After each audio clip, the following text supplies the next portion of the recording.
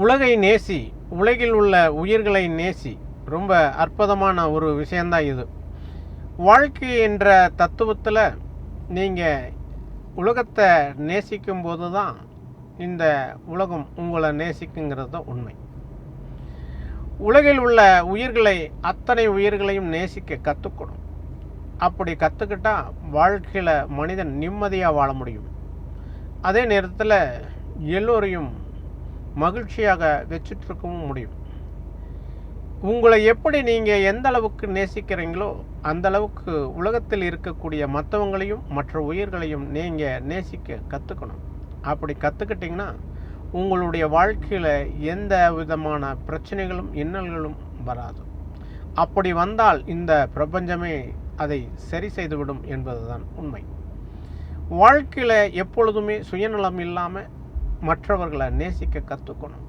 அப்படி கற்றுக்கிட்டால் வாழ்க்கையில் மிகப்பெரிய சாதனைகளை செய்ய முடியும். மிகப்பெரிய சாதனை என்றால் என்ன அப்படின்னா, உண்மையாகவே உலகத்தில் யார் ஒரு மகிழ்ச்சியாக இருக்கிறார்களோ அவர்கள்தான் மிகப்பெரிய சாதனை செய்தவர்களாக இருக்க முடியும். அப்படி இல்லாமல் பல கோடி பணத்தை சம்பாதித்தும் பலவிதமான சொத்துக்களை வாங்கியும் ஆடையும் ஆபரணமும் அணிந்து கொண்டால் அது உலகில் மிகப்பெரிய சாதனையாளன் என்று சொல்ல முடியாது.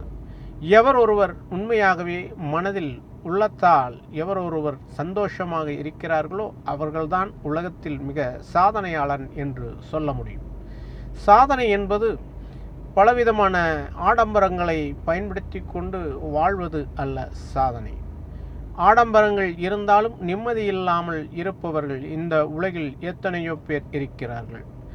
ஆனால் உண்மையாகவே எப்பொழுதும் மகிழ்ச்சியாக எவர் ஒருவர் இருக்கிறாரோ அவர்கள்தான் உண்மையாகவே சாதனையாளர், மிகப்பெரிய சாதனையாளர்கள் என்று சொல்ல முடியும். வாழ்க்கையில் எல்லா விஷயங்களுக்கும் நீங்கள் நேரம் ஒதுக்கலாம். ஆனால் மகிழ்ச்சிக்காக நேரம் ஒதுக்கவில்லை என்றால் நீங்கள் உண்மையாகவே நீங்கள் சாதனையாளன் என்று சொல்ல முடியாது. எத்தனை செல்வங்கள் ஈட்டினாலும் அத்தனை செல்வமும் உங்களுக்கு மகிழ்ச்சியை கொடுக்குமா என்று சொல்ல முடியாது. உண்மையாகவே உங்களுடைய உள்ளத்தால் நீங்கள் சந்தோஷமாக மகிழ்ச்சியாக இருந்தால் மட்டுமே நீங்கள் சாதனையாளன் என்று சொல்ல முடியும். அப்படி இல்லாத போது எந்த விதத்திலும் நீங்கள் சாதனையாளன் என்று சொல்ல முடியாது. உலகில் உள்ள எல்லா உயிர்களையும் நீங்கள் நேசிக்க கற்றுக்க வேண்டும்.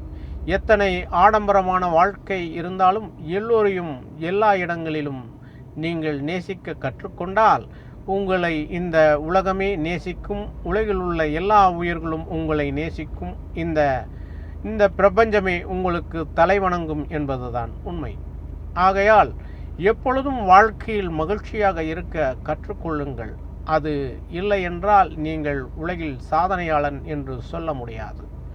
உலகை நேசி, உலகில் உள்ள உயிர்களை நேசி. உன்னை இந்த உலகம் நேசிக்கும். உன்னை படைத்த அந்த இறைவனும் நேசிப்பான் என்பதுதான் உண்மை. நன்றி.